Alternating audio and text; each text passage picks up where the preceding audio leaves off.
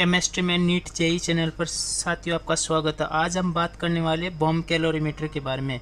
Bomb calorimeter अपने पास में एक ऐसा टॉपिक है जो अपने पास में केमिस्ट्री और फिजिक्स दोनों में कॉमन टॉपिक होता है। ये बॉम्ब कैलोरीमीटर से क्वेश्चन पूछे जाने की पॉसिबिलिटी 99% होती है। रीज़न यह है क्योंकि ये अपने पास में केमिस्ट्री में भी पढ़ा जाता है और फिजिक्स में भी पढ़ा जाता है, और अपने पास में ये दहन के क्वेश्चन आते हैं उनमें इम्पोर्टेंट भूमिका निभाता है। वहीं पे अपने पास में ये एंथैल्पी ऊष्मा ज्ञात करने के लिए यूज लिया जाता है। सबसे पहले बात करें अपन बॉम्ब कैलोरीमीटर के बारे में, तो आविष्कारक कौन थे इसके।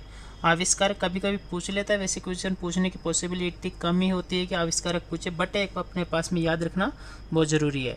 पीरे यूजीन बर्थलेट अपने पास में इसके आविष्कारक थे साथियों।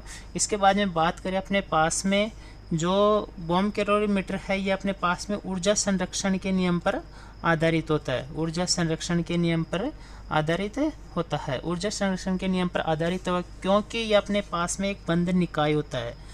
आप स्पेशल ध्यान रखना, कुछ इसमें से आप याद करो या ना करो, एक बात ज़रूर ध्यान रखना कि अपने पास में जो बॉम्ब कैलोरीमीटर वाला टॉपिक है, इस बॉम्ब कैलोरीमीटर में एक बात ज़रूर ध्यान रखना कि अपने पास में बंद निकाय होता है साथियों। ये विशेष बात इसके अपने पास में कि बॉम्ब कैलोरीमीटर कैसा निकाय होता है, बंद निकाय होता है। कभी कभी अपने को ऐसा फील होता है जब अपन डायरेक्ट क्वेश्चन पे टिक लगा रहे होते हैं तो कि अपने पास में बॉम्ब कैलोरीमीटर एक अपने पास में आइसोलेटेड सिस्टम होगा, बट ऐसा कुछ नहीं है। ये एक बंद निकाय होता है, ठीक है। कि इसमें से केवल अपने पास में पदार्थों का आदान प्रदान नहीं हो सकता और ऊष्मा का आदान प्रदान होने की पॉसिबिलिटी होती है। इसके बाद में बात करें अपने पास में ये ऊष्मा गतिकी के प्रथम नियम पर आधारित है। ऊष्मा गतिकी के कौन से नियम पर आधारित है? प्रथम नियम पर आधारित है। ये भी बातें आप ध्यान रखना, कभी कभी पूछ लेता है कि अपने पास में जो बॉम्ब कैलोरीमीटर यंत्र होता है वो कौन से नियम पर आधारित होता है, तो अपने पास में ऊष्मा गतिकी के प्रथम नियम पर आधारित होता है। इसके बाद में बात करें अपने पास में बंद निकाय या बंद निकाय का आपको पता है, यदि बंद निकाय हो तो अपने पास में आयतन कैसा होगा, इसका कांस्टेंट होगा, और जो आयतन में परिवर्तन होगा समय के साथ में वो कैसा होना चाहिए, इसमें 0 होना चाहिए, और होता भी है अपने पास में। क्षमता में बेटा जी अपने पास में इसमें यूनिट पूछ लेता है कभी कभी कि इसकी ऐसा यूनिट क्या होगी, तो अपने पास में बॉम्ब कैलोरीमीटर की ऐसा यूनिट, जो बॉम्ब कैलोरीमीटर की क्षमता की मापने की यूनिट है उसकी ऐसा यूनिट हो जाएगी जूल पर किलोग्राम पर केल्विन, ठीक है। इसके बाद में अपन थोड़ा सा आगे चले तो अपने पास में पता चलता है कि अभी अपन देखे थे कि इसकी जो आयतन में परिवर्तन है वो कैसा होता है, 0 होता है। तो कार्य का फॉर्मूला होता है अपने पास में W बराबर -P डेल V। तो डेल V में अपने पास में वैल्यू कितनी हो गई, 0। डेल V की वैल्यू 0 हो गई तो अपने पास में जो कार्य है स्टूडेंट्स वो कैसा हो जाएगा, अपने पास में 0। ये भी इसकी एक बहुत ज़्यादा इंपॉर्टेंट बात आपको ध्यान रखनी होगी कि बंद निकाय होने के साथ साथ में इसका कार्य भी कैसा होता है, इसके अंदर 0।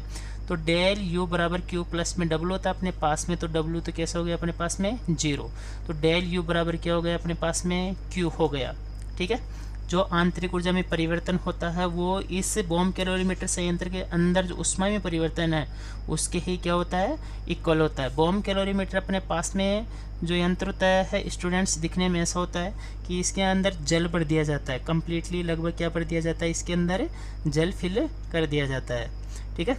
इसके अंदर जल फिल कर दिया जाता है, बाद से इसको हीट नहीं दी जाती, अंदर ही इसके अंदर एक सब्सटेंस रखा जाता है। यहाँ पे उस सब्सटेंस को एक तार के माध्यम से यहाँ से इसमें वायरिंग की के इसमें इसको कंबंसन होने स्टार्ट कर दहन करवाया जाता है, जिससे इसके अंदर हीट उत्पन्न होती है। उस हीट को कुछ हीट को तो इसके अंदर अपने पास में बॉम्ब कैलोरीमीटर की दीवारें अवशोषित कर लेती है, और कुछ हीट को अपने पास में इसके अंदर इसमें वाटर अवशोषित कर लेता है साथियों। वाटर के अवशोषित करने और अपने पास में टोटल अपन काउंट करते हैं ना, जब अपने पास में जल की ऊष्मा और जो इसकी दीवारों के द्वारा अवशोषित ऊष्मा दोनों को काउंट किया जाता है और फिर कैलकुलेट की जाती है अपने पास में Q की वैल्यू। यहाँ पे टेम्परेचर अपने पास में T1 से T2 तक जाता है, ठीक है ना। जो दीवारें होती है अपने पास में बॉम्ब कैलोरीमीटर संयंत्र की वो अपने पास में कैसी होती है, एडियाबेटिक दीवारें, ठीक है। और अपने पास में अंदर सिस्टम रखा जाता है, सिस्टम का मतलब इसके अंदर अपने पास में दहन होता है, ठीक है। और इसके अंदर अपने पास में थर्मामीटर लगा के रखते हैं कि अपने पास में फिक्स टेम्परेचर तक ही हीट देनी चाहिए। उसके बाद में स्पेसिफिक वाटर कहीं एक जगह से ज़्यादा गर्म ना हो जाए, इसलिए इसमें पंखा लगा रखा है, ये इसको सर्कुलेट करता है वाटर को।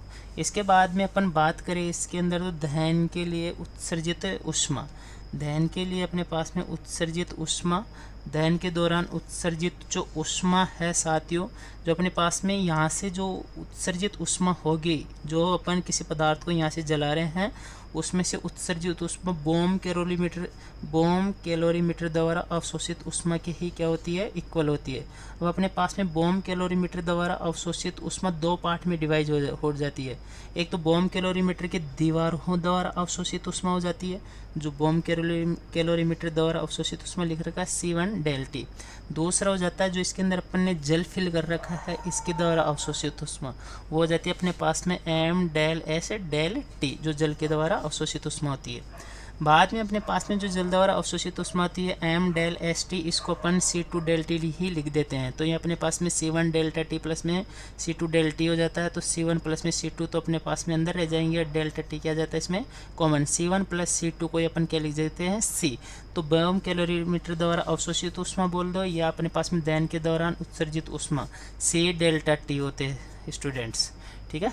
इसके बाद में अपन बात करें इसमें कि W ग्राम पदार्थ से उत्सर्जित ऊष्मा क्या होगी, C डेल्टा टी होगी अपने पास में। W ग्राम पदार्थ से उत्सर्जित ऊष्मा क्या होगी अपने पास में, C डेल्टा टी होगी।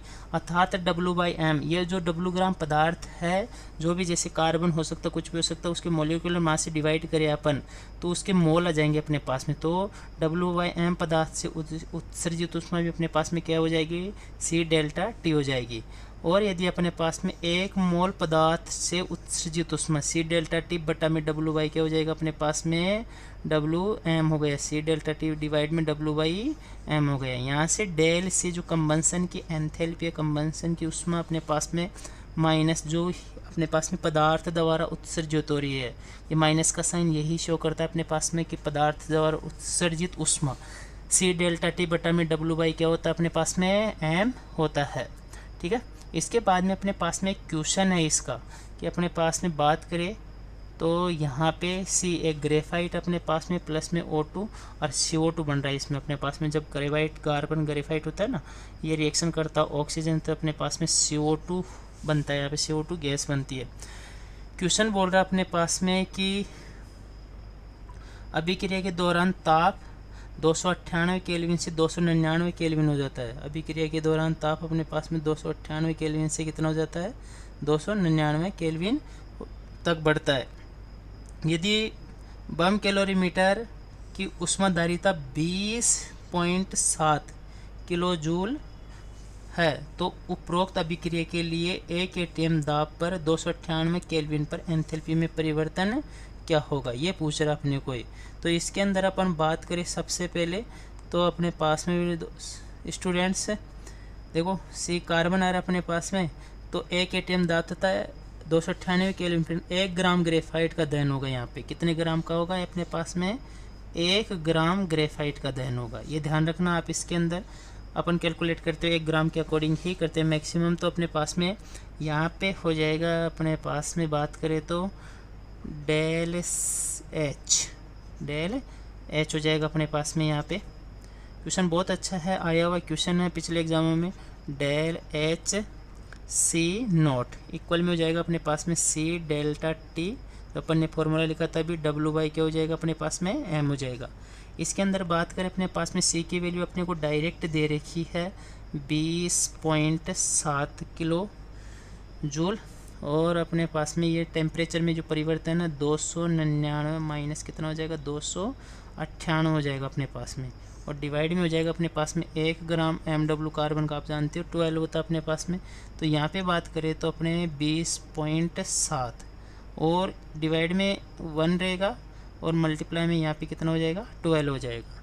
तो यहाँ पे बात करें अपन तो ये जो वैल्यू अपने पास में हो जाएगी किलो जूल पर मोल में आ जाएगी। किस में आ जाएगी, किलो जूल पर मोल में आ जाएगी। इसको अपन मल्टीप्लाई कर सकते हैं 12 को, जिसे 12 मल्टीप्लाई अपने पास में 7 करे तो 84 और 24, यहाँ पे पॉइंट लगाए तो 248 किलो जूल पर मोल अपने पास में आंसर आ जाएगा।